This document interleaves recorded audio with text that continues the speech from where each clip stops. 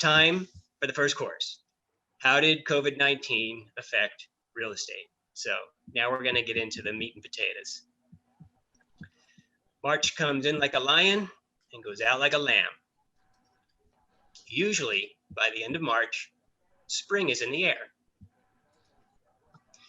But this year, by the end of March, something else was in the air, and it sure wasn't spring. Real estate was in the toilet.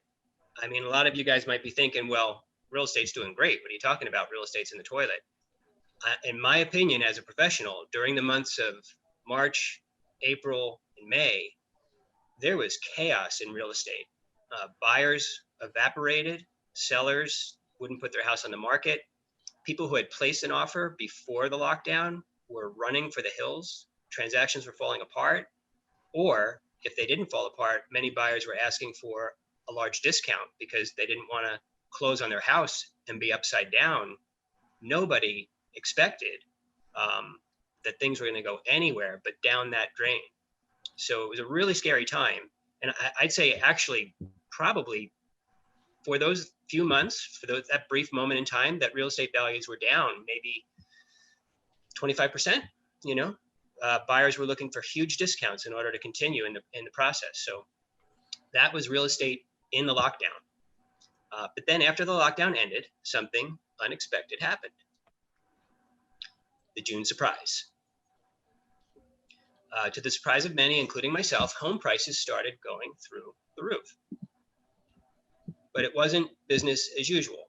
There were no more open houses, no more casual showings, and it was time to do things in a new way. So as a real estate team, one shift we made was to create a new style of a listing video.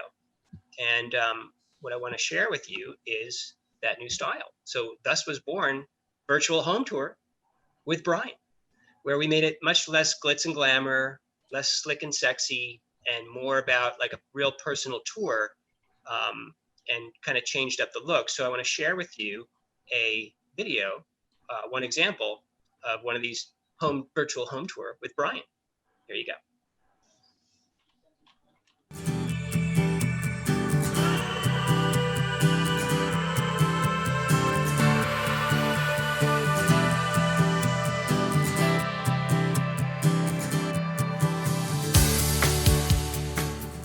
Hi there, my name's Brian, and I'm going to take you on a tour of this beautiful home in the Glassell Park Hills.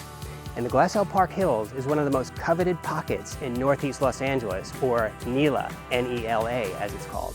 So from the street, this home looks like a little cottage. But what you don't know is inside are 1,872 delicious square feet of living space. So we're going to take a tour inside, and I'm going to show you everything. Come on in. So before we go inside, let's start with this beautiful courtyard. It's super quaint, it's super private, it's a great place to enjoy some time outside.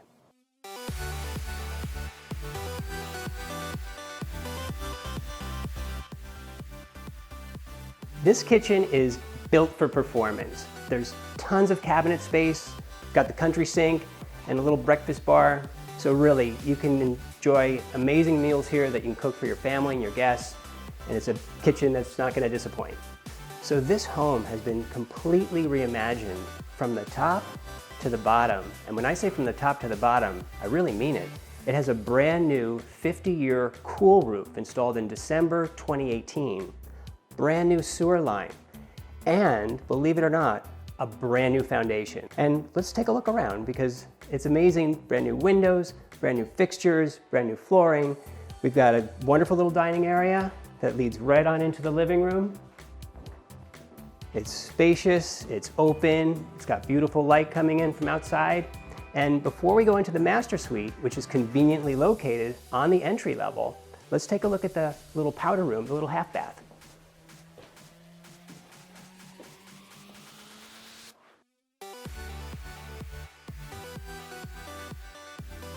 So again, the master bedroom is right here on the entry level, which is super convenient.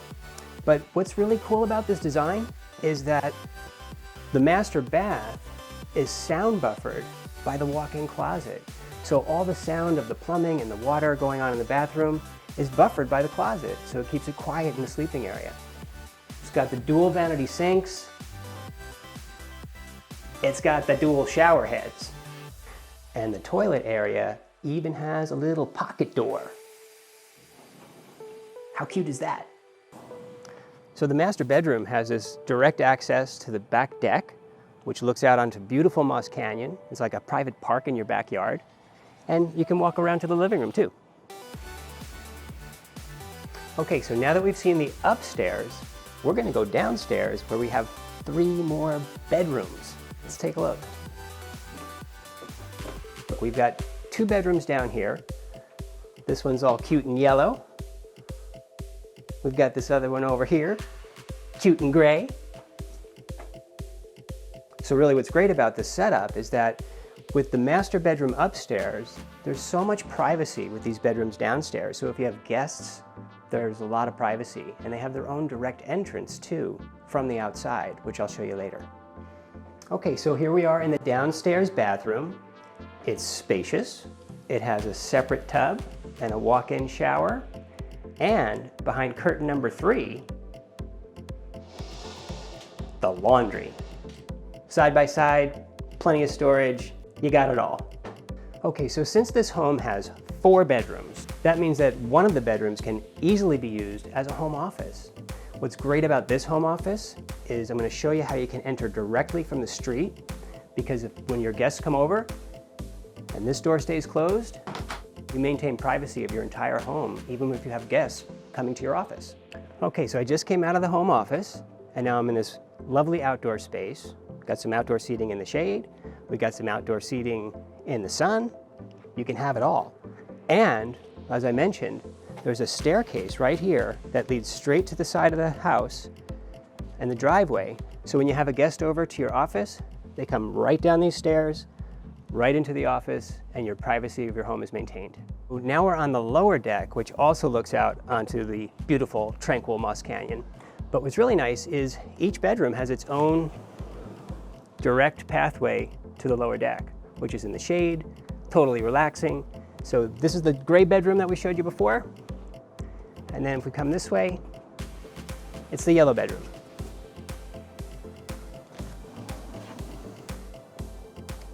Okay, so here's a cute little garden area right below the lower deck. Got a couple of rain barrels, won't hurt on the water bill. And we even have a little garden. We got some tomatoes. Okay, so I hope you enjoyed our little tour of 3639 Cazador Street in the beautiful Glassell Park Hills.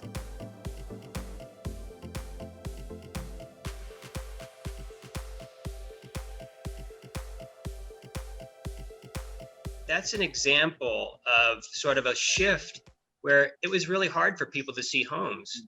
So since they couldn't go out and see homes, I figured a more personal tour, really give someone a sense of it as if, you know, that you were there with me. So that was the idea behind that new style. And we've been doing it ever since, and it seems to be getting a really great response. So I just want to share that with you. But let's talk more about the rising home prices. Here in LA, home prices are up about 15% year over year as compared to last year. And it's all about supply and demand. You know, in the pandemic, many people who were thinking to sell their home, they said, I'm not selling my home right now.